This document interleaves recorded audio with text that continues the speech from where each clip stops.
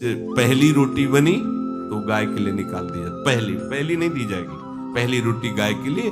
और फिर जो एक दूसरी रोटी बनी तो उसे कौवा चिड़ियों के लिए छत में फेंका जाता था।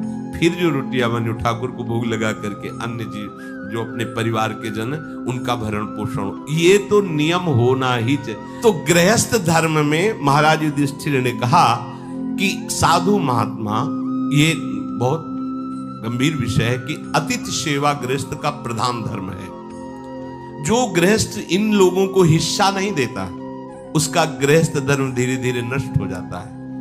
अतिथि सत्कार करना, संत सेवा करना, गौ सेवा करना, पशु पक्षियों के लिए अन्न निकालना, क्योंकि पाप भी होते हैं। गृहस्थ में अन्न का कमाने के समय बहुत से लाखों जीव मरते हैं, लाखों जीव मरते हैं। हाँ, फावड़ा मारो कितने जीव कट जाते हैं जब खेती किसानी में देखने को मिलता है। तो वो सब निष्पाप हो जाता है जब अतिथि सेवा, बलिवैश्य देवादि अन्य पक्षियों की सेवा। तो महाराज जब किसी के यहां कोई संत पधारे, अतिथि पधारे, तो एक आसन बैठने के लिए और जल पीने के लिए और मधुर वाणी, इतना तो सबके घर में होता है। बैठिए बिराजिए, आप जल पिएंगे, आज्ञा कीजिए, क्या सेवा करें।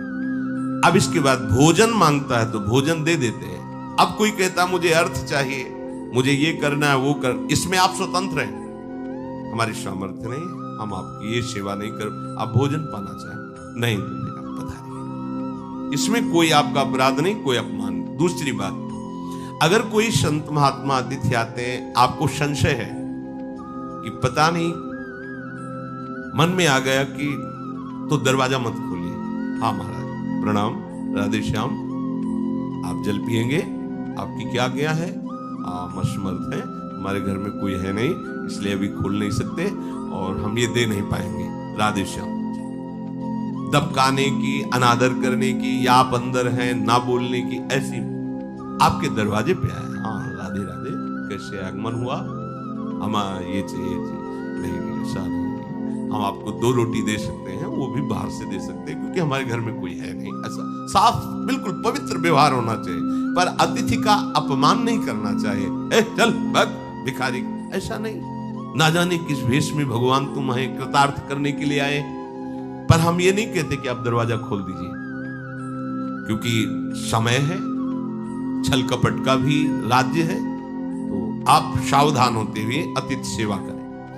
जो अपने घर आए हुए किसी साधु को या अतिथि को रोष भरी दृष्टि से देखता है, आ गया ऐसे रोष भरी दृष्टि से देखता है, उसके सुकृत नष्ट हो जाते हैं। अतिथि का वापस जाना पुण्यों का नाश करना है। ये ब्रह्मर्षि जन युधिष्ठिर को जब उपदेश किए तब युधिष्ठिर जी ये बात उनको कह रहे हैं। और जो अपने घर में साधु महात्मा अतिथि भिक्षु कोई आया है, प्रेम भरी दृष्टि से देखना ही चाहिए, मेरे भगवान है इसमें। फिर प्रश्न उत्तर, मीठे वचन बोले, 2 बातें तो सबके पास है, राधे श्याम, क्या क्या है, बस इसके आगे आप स्वतंत्र हैं। आपकी इच्छा है दीजिए, आपकी इच्छा नहीं तो आप मत दीजिए, आपकी सामर्थ्य तो दीजिए, आपकी सामर्थ्य नहीं दी, आपको लग रहा है कि नहीं देना चाहिए, मत दीजिए, लेकिन मृदु वचन बोले, नहीं हमारी सामर्थ्य नहीं या हमारे अंदर प्रेरणा नहीं हो रही, हम नहीं दे सकते आपको, आप पधारिए, बस मृदु वचन। इसके बाद वो कुछ बोलता रहे, आपसे कोई मतलब नहीं। जैसे एक ने प्रार्थना की थी कि हमको किसी ने कहा कि हमें यज्ञ कराने या अमुक कार्य कराए, इतने रुपए दो नहीं तो हम सांप दे देंगे। ऐसा कहीं भी दान नहीं, बिल्कुल नहीं, बिल्कुल नहीं ऐसा। और देखो, सांप वरदान देने में वो समर्थ होते हैं जिनके पास होता है, और जिनके पास होता है तो ये कभी कर नहीं सकते, ये भी ध्यान रखना। जिनके पास होता है सांप वरदान देने की सामर्थ्य, वो ये कभी कभी नहीं कर सकते। मंगबो भलो न बाप सो जो प्रभु राखे टेक। अरे कैसे अनंत ब्रह्मांडों के स्वामी का दास होकर के 10-10 रुपये या कुछ हमें यज्ञ कराना है, हमें दान नहीं। यज्ञ भोक्ता भगवान के लिए मेरा समर्पण ही काफी है। मन बुद्धि चित्त हम को समर्पित कर दिया, इससे बड़ा कोई यज्ञ नहीं। एक होता वस्तुओं से यज्ञ, और हम स्वयं को आहुति बनाकर समर्पित करते, एक एक श्वास भगवान के नाम में अर्पित। अरे ये अलग मार्ग। पर अगर कोई मांगने आया है तो प्यार से व्यवहार करते हुए उसको विदा किया जाए। अतिथि धर्म है।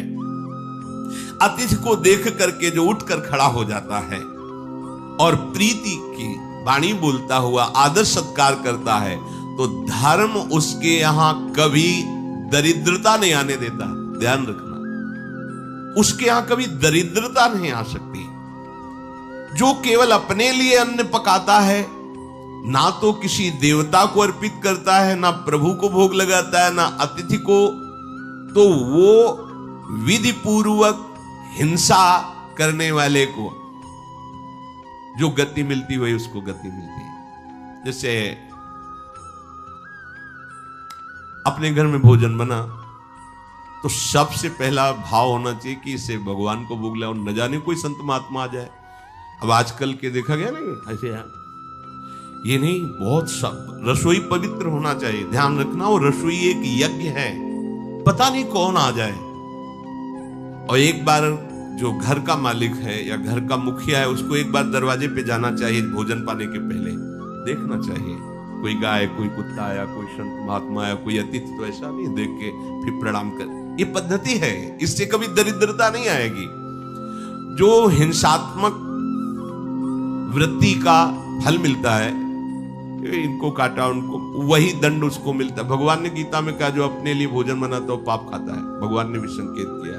तो देखो हम सब भगवान की सृष्टि में इतना तो करो ही, जो भोग बन रहा है वो पहले प्रभु के सामने, बहुत जल्दी है तो दिखाई दो ना, ये तुम्हें पवाने की तो श्रद्धा नहीं, पर देख तो लो महाराज, दृष्टि भोग लगा लो, ऐसे दिखा दिया अपना पाओ जाके, इतने में ही राजी हो जाएंगे हमारे प्रभु। और एक रोटी तो निकाल ही दिया करे, छत में जाके डाल दिया, या कहीं ऐसे चिड़िया है, कोई भी कौवा पशु पक्षी पालेगा, भोजन से हिस्सा निकालना चाहिए। कुत्ते को, भूखे को, कौओं को, अन्य जीवों को ये वैश्य देव नामक महान यज्ञ कहा जाता है। यह अनुष्ठान प्रत्येक गृहस्थ को करना चाहिए। गृहस्थ मनुष्य जो अतिथि सेवन करके गऊ का ग्रास निकालकर कौए कुत्ते के लिए अन्न, उसे विघस कहते हैं, वो अमृत के समान भोजन हो जाता है। अतिथि को नेत्र भरी दृष्टि से देखना, मन में प्रसन्नता आना, मधुकर वचन मतलब प्रिय वचन बोलना, और यदि वो सम्माननीय है तो पीछे पीछे 4 कदम चल जाना। ये बहुत, जैसे गुरुजन आए और वो जा रहे हैं तो आपको दरवाजे से निकलकर कुछ कदम उनके साथ जाना, फिर उनकी चरण धूल माथे पे रख के वापस चले आओ। इस प्रकार से उसे अतिथि यज्ञ का फल प्राप्त होता है।